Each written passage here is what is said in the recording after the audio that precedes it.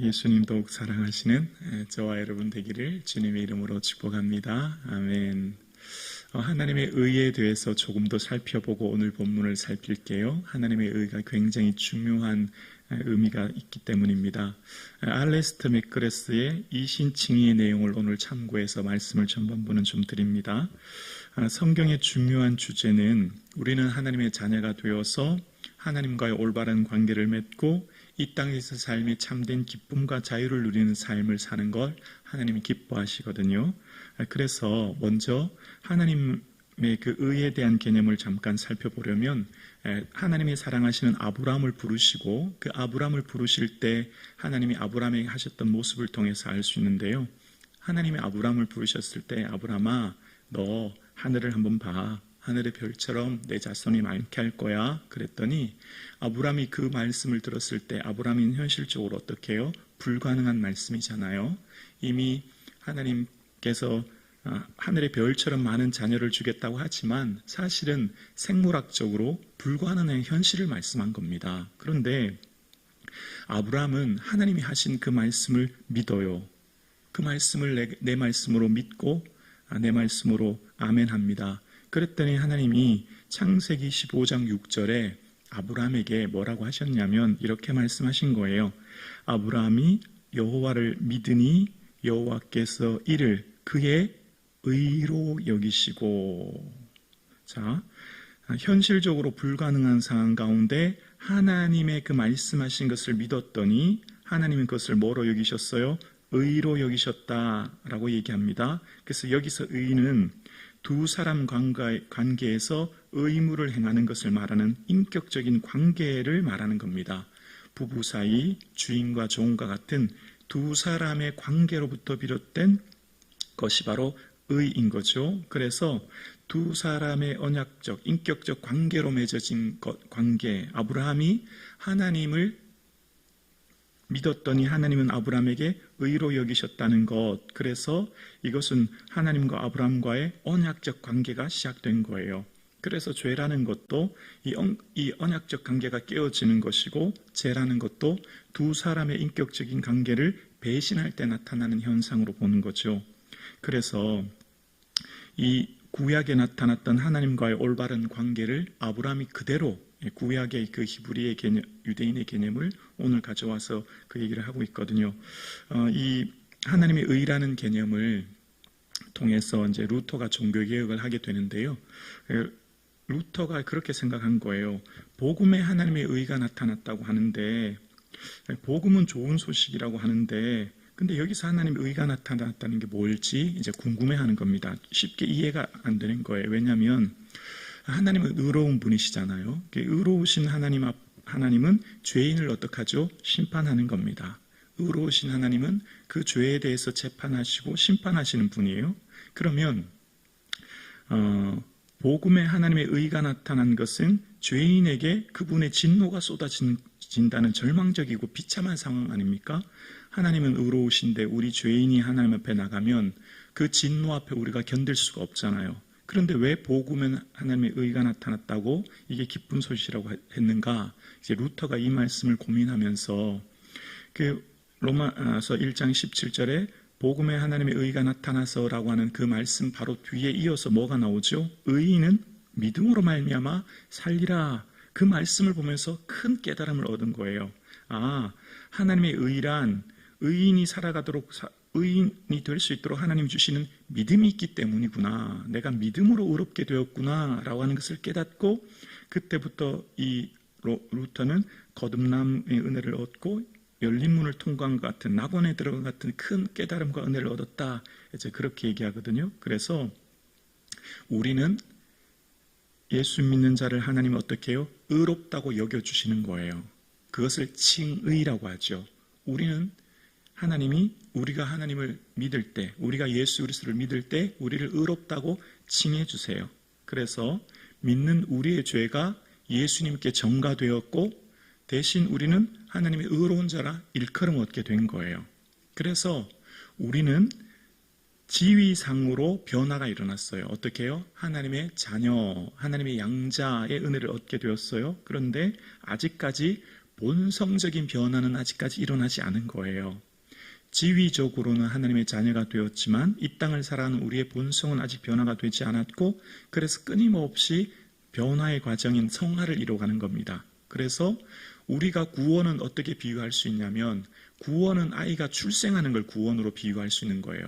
엄마 뱃속에 있던 아이가 태어나는 것을 구원이라고 할 수 있고, 그런데 바울이 구원을 이루라고 하는 거 기억나세요? 구원받았으면 됐지 뭘 이루나라는 생각 들지 않으세요? 근데 이제 그 구원이 엄마 뱃속에서 출생이라고 생각한다면 그 아이가 어떻게 해요? 자라가야 되잖아요. 태어나는 게 전부가 아니라 엄마 뱃속에서 나온 아이가 이제 청소년으로 점점 성장해 가야 되지 않습니까? 그래서 그걸 성화의 과정, 성화라고 하고, 그래서 구원을 이루어가는 과정인 것이죠. 그래서 우리 모두는 지금 하나님의 구원의 자녀가 되었고, 그래서 또한 우리는 이 구원을 끊임없이 이루어가는 성화의 삶을 우리가 지금 계속 살고 있는 겁니다. 근데 이것은 유대인만의 주신 특권이 아니고요, 율법으로 인해서 그들이 의롭게 된 게 아니라 믿는 모든 사람이 의롭게 된 거예요. 믿는 모든 사람이 예수님으로부터 그 받은 의롭다 하신 은혜를 얻게 된 것이죠. 그래서 오늘 본문의 핵심 내용은 뭐냐면, 유대인들은 우리가 율법을 가졌어. 특권의식이 있는 거예요. 우리가 율법을 가졌고 이 율법을 통해서 우리만 주신 이 특별한 은혜가 있어 라고 하는 특권의식 속에 다른 사람들을 배타적으로 여기는 겁니다. 신앙의 독선이죠. 아집이죠. 그러니까 이런 모습이 오히려 복음을 전하는데 방해가 되고 걸림돌이 되는 이런 현상이 나타나는 겁니다.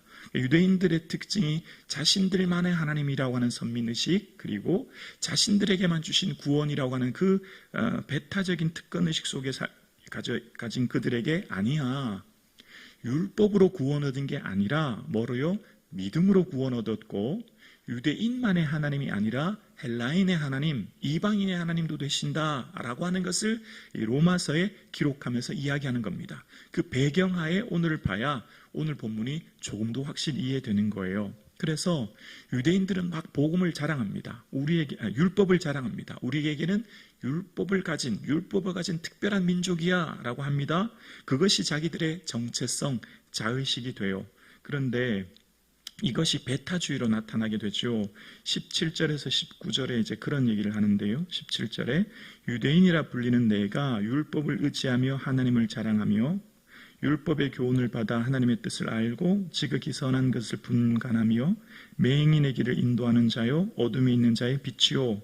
너희들에게 율법이 있지. 그래서 율법을 통해서 하나님의 뜻을 알고 선한 것을 분별하고 빛 가운데서 어둠을 밝히는 삶을 빛 가운데 밝히는 은혜를 주셨지. 그런데 너희들에게 주신 이것을 통해 실제 행위로는, 삶으로는 전혀 그것과 관계없는 오히려 하나님의 이름을 모욕하는 행동을 나타내고 있어 라고 하면서 책망하는 내용이 20절부터 24절에 나와요. 20절과 21절 두 절만 읽어볼까요? 율법에 있는 지식과 진리의 모범을 가진 자로서 어리석은 자의 교사요 어린 나이의 선생이라고 스스로 믿으니 그러면 다른 사람을 가르치는 내가 내 자신은 가르치지 아니하느냐? 도둑질하지 말라 선포하는 내가 도둑질하느냐?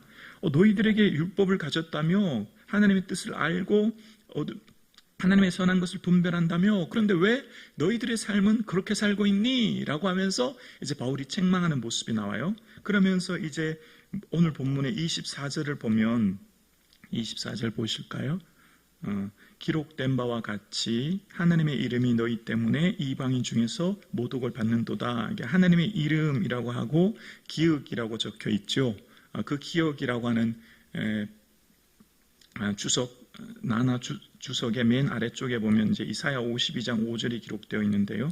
이게 어떤 상황이냐면 이사야 시대에 하나님의 이름을 더럽힌 사람은 이방인들이었거든요. 그래서 내 이름이 종일토록 더럽혀지도다 이제 그런 얘기를 하세요. 근데 오늘 본문에 이 이사야가 인용된 것은 하나님의 이름이 지금 과거에는 이방인 때문에 모욕을 당했는데 지금은 유대인들 당신들 때문에 하나님의 이름이 모욕을 당하고 있습니다. 이제 그 얘기를 하기 위해서 이사야를 지금 인용해서 말하는 거거든요. 왜 그렇게 되었을까요? 특권의식에 쌓인 채 전혀 삶으로 살아내지 않은 그들의 삶이 있었기 때문입니다. 그래서 25절에서 27절까지 언약의 증표인 할례를 받은 너희가 그 특권의식 속에 쌓여 있지만 사실은 믿음으로 말씀으로 사는 자에게는 할례와 같은 은혜를 주신 복을 주셨어. 이제 그런 얘기를 합니다. 25절에 보면 내가 율법을 행하면 할례가 유익하나 만일 율법을 범하면 내 할례는 무할례가 되느니라. 26절 그런즉 무할례자가 율법의 규례를 지키면 그 무할례를 할례와 같이 여길 것이 아니냐. 자, 이 말은 유대인들에게 굉장히 충격적인 얘기입니다. 왜냐하면 26절에 지금 바울이 뭐라고 하냐면 할례를 받지 않은 사람이 율법과 그것된 기록된 대로의 삶을 살아내는 것, 삶으로 그 말씀을 지켜내는 것을 살아내면 할례와 똑같은 효력이 있어. 이제 그 얘기를 하는 겁니다. 그러니까 이 유대인들에게 굉장히 충격적이고 어쩌면 분노를 일으키는 얘기죠. 할례는 자기들만의 주신 특별한 언약의 관계고 상징이고 증표인데, 아니 이방인들이 율법을 지킨다고 할례 받은 거하고 똑같은 효력이 있다고? 있을 수도 없는 얘기지 라고 하면서 진노해요. 근데 이 바울이 왜 이런 얘기를 했다고요? 자기들이 할례를 받았다고 하면서 그 특권의식 속에 전혀 그 율법에 기록된 하나님의 마음과 뜻을 헤아리지 못하고 살지 못하는 것 때문에 지금 책망하고 있는 내용을 이야기하고 있는 거거든요. 그래서 바울이 이제 28절과 29절에 얘기합니다. 무릇 표면적 유대인이 아니요 표면적 육신의 할례가 아니니라. 29절 우리 29절을 밑줄 그으면서 함께 고백하실까요? 오직 이면적 유대인이 유대인이며 할례는 마음에 할지니 영에 있고 율법의 조문에 있지 아니할 것이라. 그의 칭찬이 사람에게서가 아니오 다만 하나님에게서니. 자, 여기서 지금 대조적인 게 있어요. 표면적 유대인, 이면적 유대인 대조시키고 육신과 마음, 영과 율법의 조문을 이제 대조시키는 게 나와요.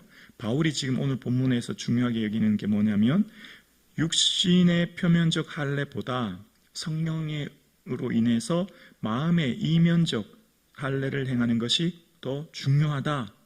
성령으로 인해서 하나님과의 올바른 관계를 맺고 순종하는 것이 겉모양으로 보여지는 육신의 어떤 할례나 외형보다 내면적으로 복음에 순종하는 삶이 훨씬 중요하다. 이제 그 얘기를 하는 겁니다. 그럼 이 말씀을 우리에게 한번 생각해 볼게요. 우리는 오늘 이 새벽 예배 드리시는 여러분과 저 위에 우리의 삶에 오늘날 한국 교회는 이 배타적인 믿음을 가지면 안 된다는 거죠. 우리는 하나님의 특별한 사랑을 받고 있어 라고 하면서 성과 속, 교회와 세상, 교회는 거룩하고 세상은 악한 것, 이렇게 이분법적인 사고를 가지면 안 되는 거죠. 하나님이 어떻게 해요? 세상을 이처럼 사랑하신 거예요. 하나님은 세상을 사랑의 대상으로 보신 것이죠. 그러니까 우리도 세상을 어떻게 해요? 사랑하고 품고 그들을 구원시키기 위한 하나님의 사랑의 대상으로 봐야 되는 것이죠. 그래서 우리의 삶 가운데 세상을 살아가는 우리의 삶의 자세가 믿음을 가진 우리의 믿음이 모든 삶의 영역으로 드러나야 되는 겁니다. 바로 성령께서 우리와 함께 하시면 성령님의 그 은혜가 삶의 모든 삶의 영역 속에 나타나야 되는 거죠. 한국 교회가 이 대한민국에 있는 것은 한국 교회의 복음을 통하여서 하나님의 선한 영향력과 그 믿음을 드러내는 것인데, 그것은 어떤 것으로 드러나야 되죠?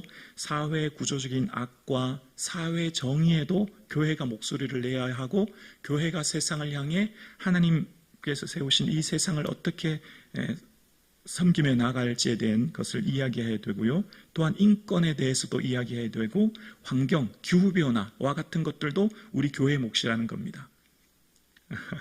아멘이 되시나요? 그러니까 믿음은 개인의 구원이라고 하는 협소한 부분만 있는 것이 아니라 포괄적이고 넓은 개념인 거예요. 그러니까 치유라고 하는 것은 육신의 치유만을 말하는 것이 아니라 사회의 구조적인 잘못에 대한 치유와 환경에 대한 치유까지가 일어나야 되는 것이죠. 그래서 오늘 본문을 우리 개인에게 적용하면 이런 겁니다. 오늘 나는 하나님 앞에 특별한 믿음을 가진 사람이야 라고 하는 나만의 특권의식을 가질 위험성이 우리에게 누구나 있어요. 예를 들면 저와 여러분은 지금 새벽 예배를 드리잖아요. 그러면 우리는 이것만으로 감사해야 되는 거잖아요. 하나님 우리를 이곳에 불러주셨잖아요.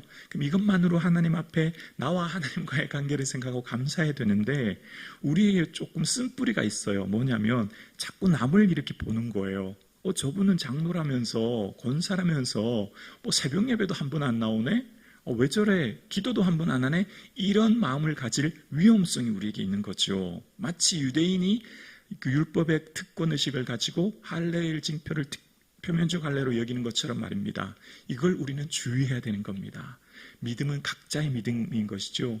하나님과 우리와 인격적인 관계 속에 살아가는 것이지 이 믿음을 오늘 예배하는 우리는 타인과의 관계 속에서 사람들을 보면서 평가하는 잣대로 보면 안 되는 것을 말하는 겁니다. 그래서 교회 안에서 우리의 믿음은 하나님께서 주신 전적인 은혜이기 때문에 이 은혜를 기억할 때 우리는 겸손해질 수밖에 없는 것이죠. 이것이 우리에게 우월의식이나 특권의식이 아니라 정말 오늘 나에게 주신 특별한 은혜임을 기억할 수 있는 그런 은혜가 있기를 주님의 이름으로 축원합니다.